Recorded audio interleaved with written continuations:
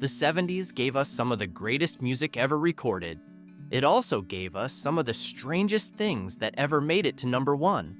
We're not talking about obscure deep cuts that nobody heard. We're talking about songs that dominated radio, sold millions of copies, and then quietly vanished from collective memory, as if everyone who bought them decided by mutual agreement to never speak of it again. These are the 10 weird 70s songs you probably forgot existed. Number 10, Convoy by C.W. McCall. Let's start with a song that was essentially a trucker CB radio drama set to music, and somehow became the number one song in America. Convoy was released in 1975 by C.W. McCall, a character created by advertising executive Bill Fries and Mannheim Steamroller founder Chip Davis. Fries had originally invented McCall as a fictional trucker for an old homebred commercial campaign in Omaha, Nebraska. The campaign won a Clio Award, and the character proved so popular that Fries eventually recorded actual music under the name. Convoy tells the story of a group of truckers, led by the fictional Rubber Duck, coordinating a cross-country run via CB radio to evade speed enforcement on the newly imposed federal 55 miles per hour speed limit. The song is a spoken-word monologue, punctuated by CB radio chatter and a catchy chorus, and it landed right at the intersection of two enormous mid-70s trends: the crossover country story song and the national CB radio craze that had gripped America.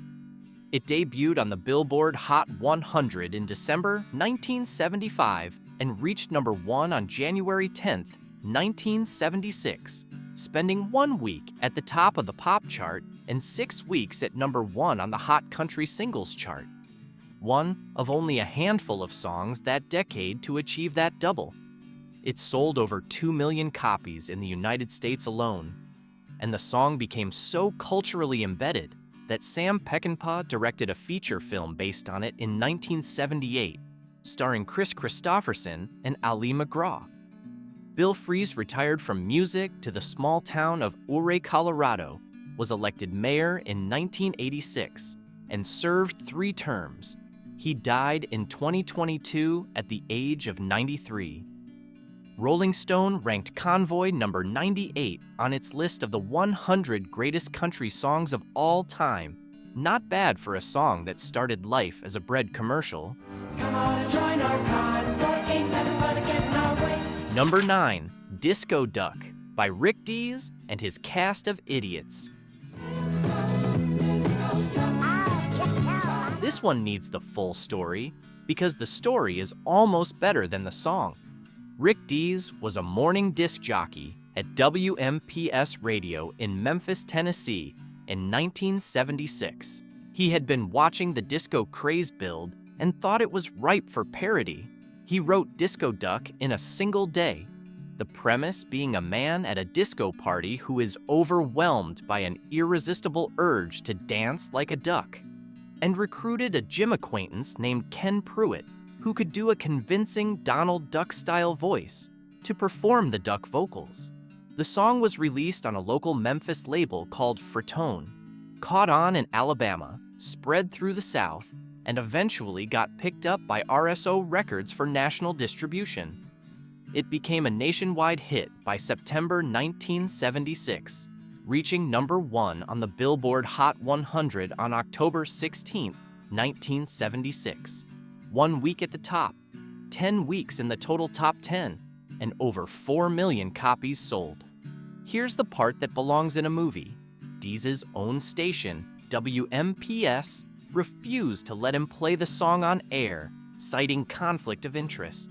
When he merely mentioned on his morning show that the song was climbing the charts, his boss fired him. He was fired 5 days before Disco Duck hit number one.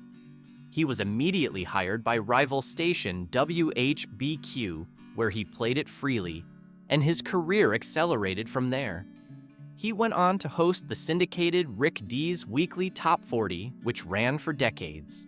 The song appeared briefly in Saturday Night Fever, in a scene where a group of older people were learning to dance disco style. Deez's manager had declined to include it on the film's soundtrack album, fearing competition with Deez's own record. The Saturday Night Fever soundtrack went on to sell over 40 million copies worldwide. Some decisions age better than others. Number 8, Afternoon Delight, by Starland Vocal Band. My motto's always been when it's right while waiting. If you're over 50, you almost certainly remember this one, even if you'd prefer not to. Afternoon Delight hit number 1 on the Billboard Hot 100 on July 10, 1976, and stayed there for 2 weeks, sitting at the top during America's bicentennial celebrations.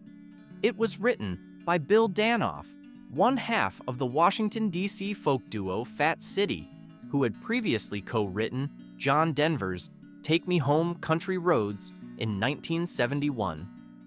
When Danoff spotted a happy hour menu at Clyde's restaurant in Georgetown, Washington, D.C. called Afternoon Delights, featuring items like spiced shrimp and hot brie with almonds, he decided it made a perfect song title and wrote the rest of the song around it. The song was recorded by Danoff and his then-wife, Taffy Nivert, along with 2 other folk scene singers, John Carroll and Margot Chapman. Together, the 4 formed Starland Vocal Band, signed to John Denver's Windsong Records label, and put out the song as their debut single. The lush 4-part harmonies were the whole identity of the record.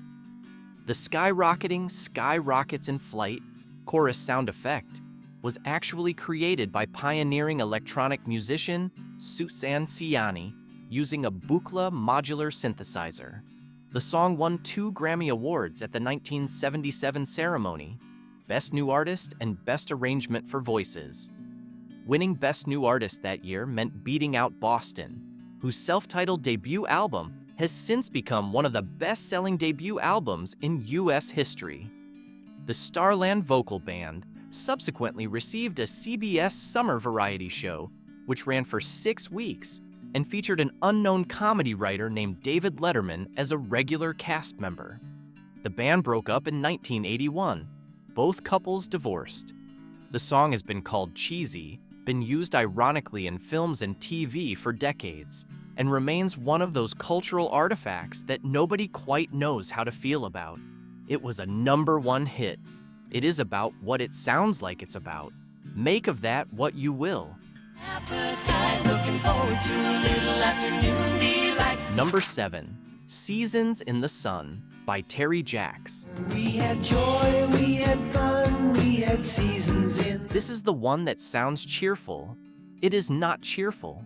Seasons in the Sun was originally a French song called Le Moribond, which translates roughly to the dying man, written by the Belgian poet and composer Jacques Brel in 1961. It is, in Brel's original version, a darkly sardonic farewell from a man who knows he's dying, addressed to his wife and her lover, among others. American singer-poet Rod McEwen translated it into English in the mid-1960s, and the Kingston Trio recorded the first English-language version in 1964. Canadian singer Terry Jacks heard that Kingston Trio version and proposed recording it with the Beach Boys. He was producing for them at the time. But the Beach Boys' attempt at the song didn't come together, and the project was abandoned. Jacks then recorded his own version in 1973, rewriting the final verse entirely. Where Brel's original confronted marital infidelity head-on, Jacks's version softened the narrative considerably. His personal inspiration was a close friend who had died of leukemia. Jacks released the song on his own label, Goldfish Records, and Bell Records acquired the American rights. It entered the Billboard Hot 100 in January 1974 and reached number 1 on March 2, 1974, where it remained for 3 weeks. It sold over 3 million copies in the United States alone, and more than 14 million worldwide. One of the best-selling singles of all time, and for a long while, the largest-selling international single by a Canadian artist. Young David Foster played piano on the recording. Jax spent the following years largely withdrawn from the music industry, becoming an environmental activist focused on pulp mill pollution in Howe Sound, British Columbia. He filed lawsuits, organized flotillas, and was genuinely effective in ways most pop stars never attempt. Number 6, Hooked on a Feeling by Blue Swede. The song itself is not particularly weird. The way it became a hit is a whole other story. Hooked on a Feeling was originally written by Mark James, the same songwriter who wrote Elvis Presley's Suspicious Minds, and first recorded by B.J. Thomas in 1968. Thomas's version, featuring an electric satyr played by guitarist Reggie Young, reached number 5 on the Billboard Hot 100. A perfectly good song, memorable in its own right. Then, in 1971, British musician Jonathan King recorded a cover version and added something that had never been there before. An insistent chanted introduction of ooga, chaka, ooga, ooga syllables, influenced by Johnny Preston's 1959 song, Running Bear. King's version was a modest UK hit and nothing more. Blue Swede, a Swedish band fronted by singer Björn Skifs, had been covering the Jonathan King version live and decided to record it. They added their own arrangement, louder, more bombastic, with the ooga chakas amplified to brain-destroying volume. The song became a Scandinavian hit and was released in the United States in February 1974, reaching number 1 on the Billboard Hot 100 in April 1974. Billboard ranked it as the number 20 song of the whole year.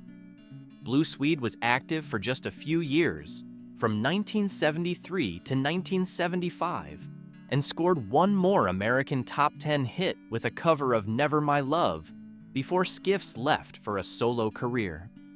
The song had a second life in 1992 when Quentin Tarantino used it in Reservoir Dogs, and a third life in 2014 when James Gunn opened Guardians of the Galaxy with it, sending it back onto the charts 40 years after its original release.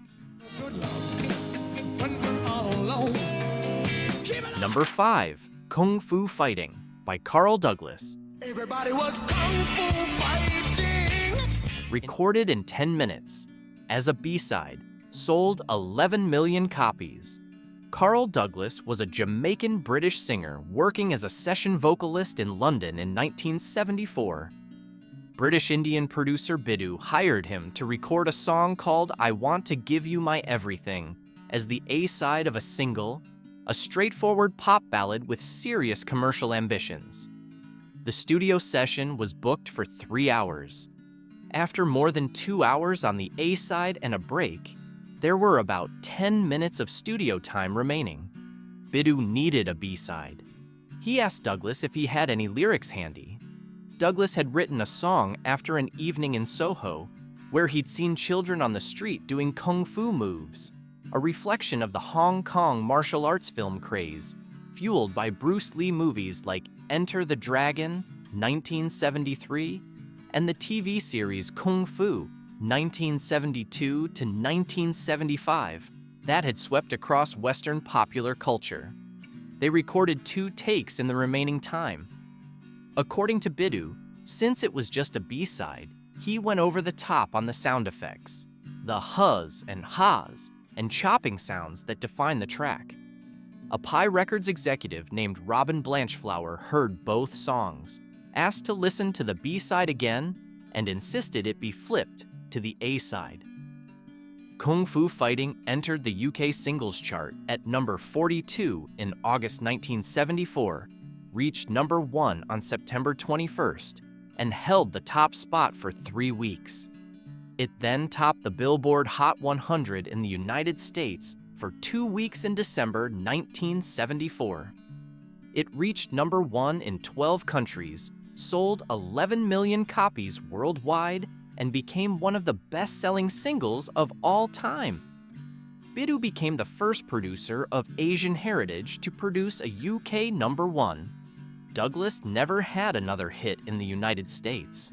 Number 4, The Night Chicago Died by Paper Lace. And he was a cop on the east side of Chicago. A British band from Nottingham wrote a song about Al Capone and the Chicago Police Department having a massive shootout. They had never been to Chicago. They based the whole thing on half-remembered gangster movies. It still went to number 1.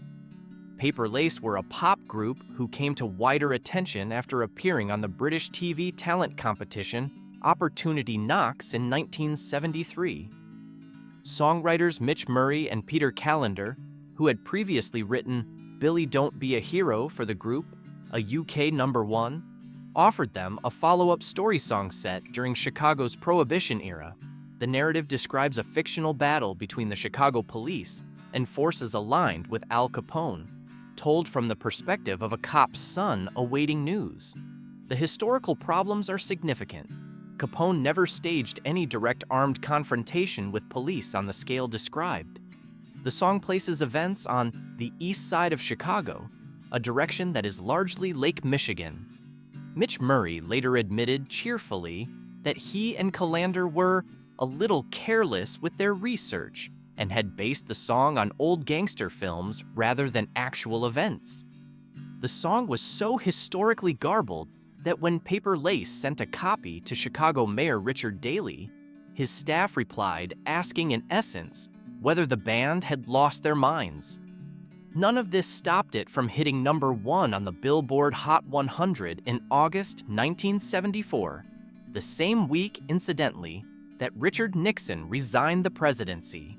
It sold over 3 million copies and was certified gold by the RIAA. Paper Lace, who were unable to perform the song live in America due to contractual issues at the height of its popularity, never matched that success again and broke up in 1980, though they have reunited several times since. Number 3, Tie a Yellow Ribbon Round the Old Oak Tree by Dawn featuring Tony Orlando. I'm coming home, I've done my time. This song became so culturally embedded that the Library of Congress credits it as the origin of an entire national symbolic tradition. And most people who've tied a yellow ribbon around a tree have no idea what the original song was actually about. Tie a Yellow Ribbon Round the Old Oak Tree was written by Irwin Levine and L. Russell Brown in about 15 minutes. After Brown read a Reader's Digest article retelling a folk story about a released prisoner returning home and asking his girlfriend to leave a signal on a tree if she still wanted him. In the original folk story, it was a handkerchief tied to the tree. Levine thought a handkerchief was undignified. They changed it to a ribbon. The song was first offered to Ringo Starr's representatives, who declined it and reportedly told the songwriters they should be ashamed of themselves for writing it. It was recorded by Tony Orlando and the vocal group Dawn in 1973. Orlando had effectively retired from singing to work as a music publisher, but had been coaxed back by the unexpected success of the group's earlier singles. Tie a Yellow Ribbon was released in February 1973, entered the Hot 100 shortly after, and reached number 1 on April 21st, 1973, where it stayed for 4 weeks. It was the number 1 single for the entire year of 1973 in both the United States and the United Kingdom. Radio stations were reportedly begging listeners to stop calling in requests because the switchboards couldn't handle the volume. In 1981, the yellow ribbon became a national symbol during the Iran hostage crisis, when Penelope Langan, the wife of a U.S. diplomat held in Tehran, began tying yellow ribbons to trees outside her Maryland home. She later confirmed her direct inspiration was the Tony Orlando song. The Library of Congress subsequently identified the song as the origin point for the yellow ribbon tradition that has continued in various forms ever since. Number 2, My Sharona by The Knack. Coming off Technically 1979, which is still the 70s, and this one is too good to leave off. The Knack were a Los Angeles power pop band who signed to Capitol Records in January 1979, recorded their debut album, Get the Knack, in approximately 11 days on a budget of around $18,000, and released it in June of that year. The lead single was My Sharona, named after a real person. Sharona Alperin was 17 years old when lead singer Doug Fieger, who was 25, met her and immediately fell into a prolonged songwriting obsession. The guitar riff had been written by guitarist Bert Navarre years before the band existed. Fieger finally wrote the lyrics around it after meeting Alperin. My Sharona hit #1 on the Billboard Hot 100 on August 25, 1979, and stayed there for 6 consecutive weeks. It was the #1 song in America for the entire year of 1979. The single became Capitol Records' fastest gold status debut single since the Beatles' I Wanna Hold Your Hand in 1964. Get the Knack sold over 1 million copies in less than 2 months. The song sparked an almost instant backlash. Critics found the lyrics, about a grown man's fixation on a teenage girl, uncomfortable, and the band was accused of capitalizing on Beatles nostalgia with their retro presentation. Their next 2 albums both failed commercially, and the Knack broke up in 1982. The song spent most of the 1980s in relative obscurity before reappearing on the soundtrack of the 1994 film Reality Bites, which introduced it to a new generation. Sharona Alperin is today a successful Los Angeles real estate agent whose website address is mysharona.com. Doug Fieger died of cancer in February 2010 at the age of 57. Alperin was with him the last week of his life.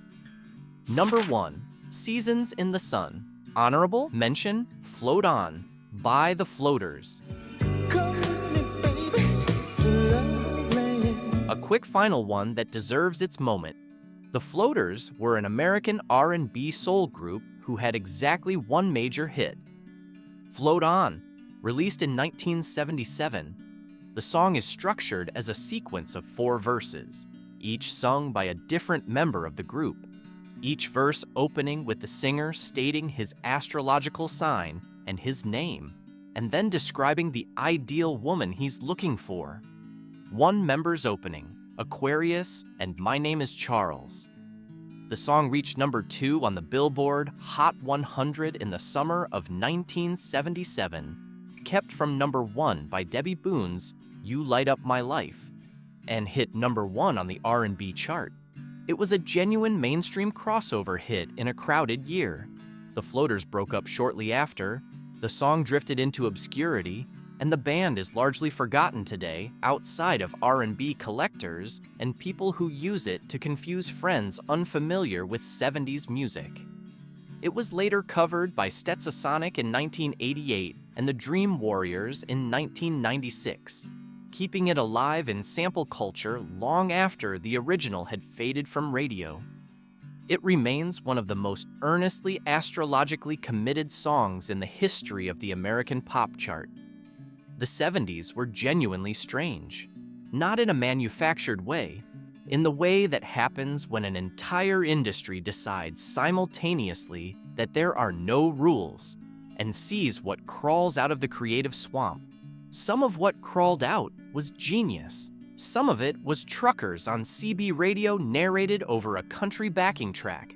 Some of it was a Swedish band chanting syllables that mean nothing over a song about being in love. Some of it was a British band inventing Chicago history from old gangster movies. Some of it was a dying man's farewell, set to a tune you'd hum at a picnic. And it all went to #1, because the people buying records in the 70s weren't overthinking it. They just knew what they liked. And apparently, what they liked was deeply, wonderfully weird. If this sent you back down memory lane, leave a like. It genuinely helps the channel. Subscribe if you want to keep coming back, because there are more corners of music history worth digging up.